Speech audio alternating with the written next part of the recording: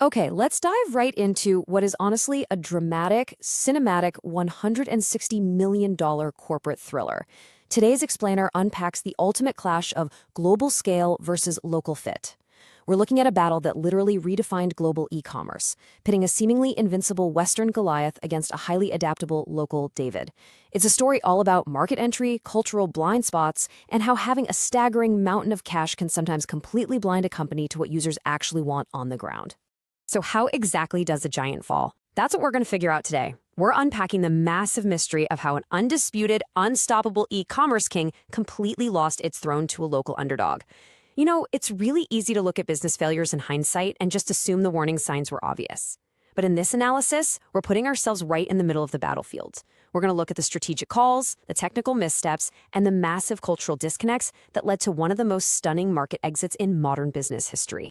To really grasp the sheer scale of this failure, we have to look at where it all started.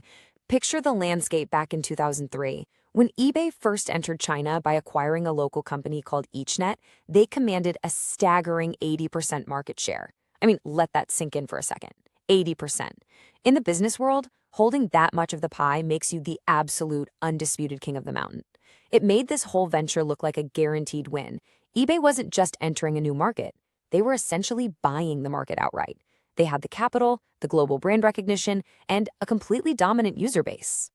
But as you'll see, this story brilliantly illustrates how quickly things can just turn on a dime. Because within just 3 short years, that immense market dominance violently collapsed to under 10%, from 80% all the way down to single digits. It's actually kind of hard to comprehend a freefall of that magnitude, especially for a company that was conquering the rest of the Western world at the exact same time. So it really begs the question, what on earth went so wrong so quickly? Let's map out this remarkably fast timeline. In just 4 years, the entire market map was redrawn. We start in 2003 with the EachNet acquisition and that massive 80% dominance. Then, in 2004, the landscape shifts entirely when Jack Ma's Taobao enters the battlefield.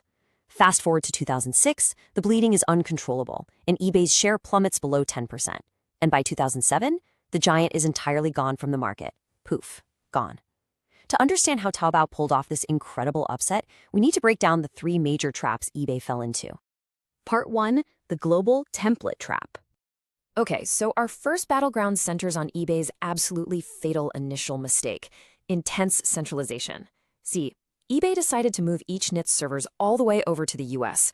Why? Well, they wanted to create a unified global platform. Now, on paper, sitting in a California boardroom, standardizing technology makes perfect sense for scaling, right? But imagine being a seller in Beijing, watching a completely blank screen try to load because your data has to travel across the entire Pacific Ocean, hit a server in California, and then bounce all the way back through a national firewall. Meanwhile, Taobao's local infrastructure meant their pages loaded instantly. eBay's Chinese customers were basically left staring at agonizingly slow loading screens. And to make matters worse, eBay stubbornly tried to impose their standard Western interface onto a totally unique market that desperately wanted something different. They took the exact same visual design and user flow that worked like a charm in the US and essentially just translated the text. But this is a stark reminder that consumer behavior isn't just about language. It's deeply tied to how information is consumed culturally. eBay chose uniformity over usability, and by doing so, they totally alienated users, who found that global template sterile and clunky compared to the local alternatives. Part 2, the battle of fees. Now we hit a dramatic divergence in strategy, as Jack Ma's Taobao directly attacked the Goliath's core business model. On one side, you have eBay aggressively charging users for listings. It was a model that worked flawlessly for them globally, so why change it? Well, on the other side, Taobao decided to make their platform completely free. Think about it. If you're a seller in a developing e-commerce market, where are you going to go? The platform that charges you just to display your stuff, or the one that lets you set up shop for absolutely nothing? It's a no-brainer. From their dominant position, eBay just scoffed at this tactic. They famously dismissed Taobao's free model as completely unsustainable. They were looking at it strictly through the lens of short-term quarterly profits, assuming there was no way a business could survive if it just gave away its primary service for free. They didn't even view Taobao as a legitimate strategic threat. To eBay, Taobao was just a temporary nuisance that would eventually run out of cash and collapse under its own weight. But here's the thing. Taobao inherently understood a fundamental rule of this specific environment. They knew that in the Chinese market, you absolutely must foster a loyal community first before you even think about monetization. Step 1, get everyone in the door. Make it easy, make it free, make it vibrant.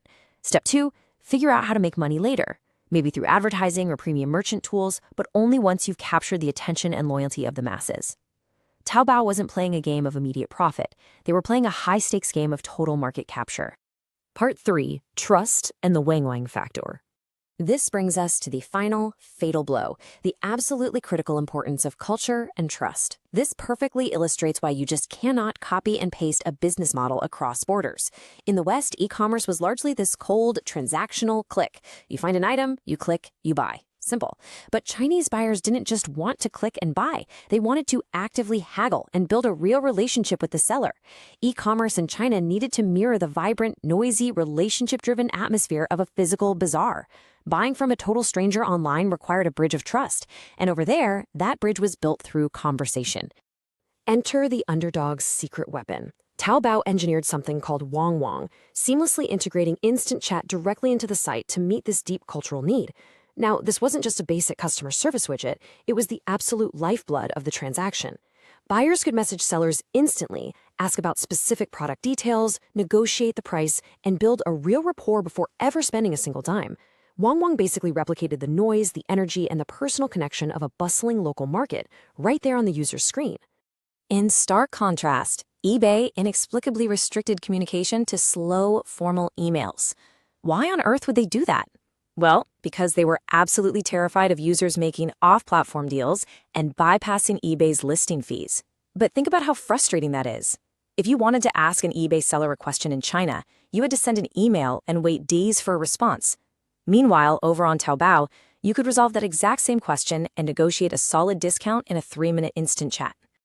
By doing this, eBay basically prioritized their own platform's perceived safety and fee collection over actually understanding and enabling the local way of doing business. They forced a rigid, low-trust Western model onto a high-trust, relationship-based culture. And here's a huge lesson for us. When you prioritize your internal metrics over local user habits, you don't protect your revenue, you completely destroy it. In trying to protect their revenue stream, eBay fundamentally broke the user experience, driving both buyers and sellers straight into the open, chat-friendly arms of Taobao. Part 4, The Cost of Hubris.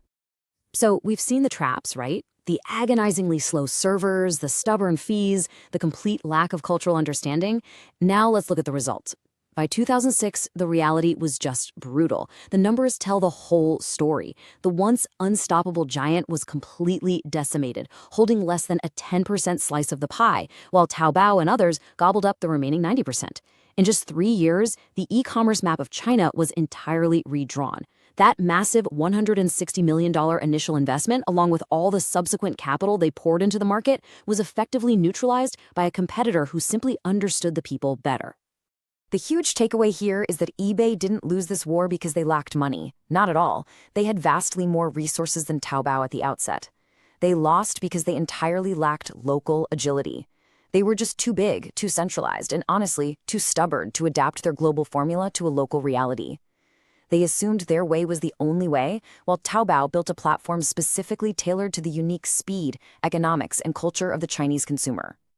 As we wrap up this explainer, I want to leave you with a final thought to ponder. When entering a brand new arena, can immense global scale and endless resources ever truly overcome a deep local fit? This whole $160 million mistake proves that you literally cannot buy cultural understanding. No matter how big a giant is, if they can't pivot to meet the local user exactly where they are, a faster, smarter local competitor will always